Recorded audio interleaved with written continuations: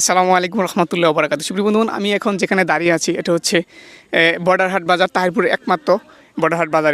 এটা 2023 সালে বছরের মাঝামাঝি সময়ে 23শে মে এই বাজারটা জাঁকজমকভাবে আনুষ্ঠানিক প্রক্রিয়ায় দুই দেশের জনপ্রতিনিধি এবং প্রশাসন নিয়ে এর উদ্বোধন করা হয়। তো এই বাজারটা অনেকে চিনেন, সুনামগঞ্জ যারা আছেন অবশ্যই চিনার কথা।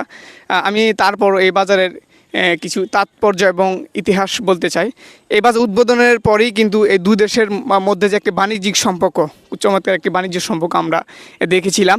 এখানে যদি আপনার দেখানোর চেষ্টা করি, এখানে এইদিকে কিছু ঘর রয়েছে। এটা হচ্ছে ভারতের ব্যবসায়ী যারা তারা এখানে অবস্থান করে ক্রয় বিক্রয় করতো, এবং এদিকে কিছু ঘর রয়েছে।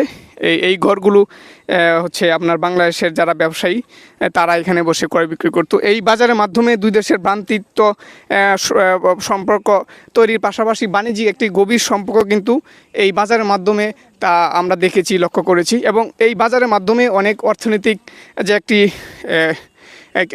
স্বয়ংসম্পূর্ণতা, অর্থাৎ এই স্থানীয়রা যারা রয়েছে, এই দেশের স্থানীয় যারা রয়েছে এবং এই দেশের স্থানীয় যারা রয়েছে তারা কিন্তু এই বাজারের মাধ্যমে অনেক অর্থনৈতিক সুবিধা, পাশাপাশি তারা কিন্তু বাণিজ্যিক সুবিধার মাধ্যমে কিন্তু অর্থনৈতিক যে একটা পরিবর্তন আমরা লক্ষ্য করেছি, এবং জীবন এবং জীবিকা নির্বাহ এই বাজারের মাধ্যমে অনেক করেছে। কিন্তু দুঃখ এবং পরিতাপ বিষয় হলেই কিছুদিন ধরে এই বাজারটা বন্ধ আছে, তার কার্যক্রম পুরোপুরি এবং স্থগিত হয়ে আছে। আসলে এতে কিন্তু আমি অনেকের সাথে কথা বলেছি এবং কথা বলে জানতে পারলাম যে এই বাজার বন্ধ হওয়ার পরে তারা অনেকটাই ক্ষতিগ্রস্ত হয়েছে।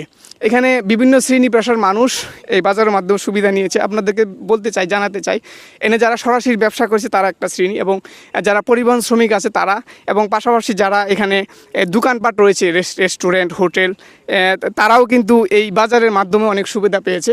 কিন্তু আসলে দুঃখের বিষয় হলো হঠাৎ করে বাজারটা বন্ধ হয়ে যাওয়ার পর এই স্থানীয় যারা রয়েছে তারা খুবই দুঃখ এবং কষ্টে এবং তাদের দিনাপিত করছেন, এবং তারা আশাবাদী এবং প্রত্যাশা করছে খুব শীঘ্রই হয়তো এই বাজার আবার চালু হবে, এবং তারা উচ্ছ্বাসিত, এই আবার চালু হলে তারা খুবই উচ্ছ্বাসিত এবং আনন্দিত হবে, এরকম প্রতিক্রিয়া তারা জানিয়েছেন।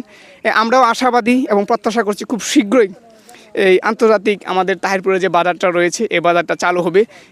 এই বাজারে এই এলাকার স্থানীয় বাসিন্দারা সুবিধার পাশাপাশি কিন্তু বাহির থেকেও বিভিন্ন শহর থেকে, জেলা থেকে, বাংলাদেশের বিভিন্ন প্রান্ত থেকে পর্যটকরা এখানে এসে তারা বিভিন্ন জিনিস, পছন্দের জিনিস ক্রয় করতো। তারপর এখানে কিন্তু যার ফলে এই এলাকার মানুষ এই বিভিন্নভাবে এই পর্যটকের আসার কারণে এবং এই বাজার চালু থাকার কারণে অনেক ধরনের সুবিধা কিন্তু পেত। কিন্তু আসলে কি বলবো, বলার কিছু নেই, বাজারটা বন্ধ হয়ে গেছে, জানি না কোন অজানা কারণে।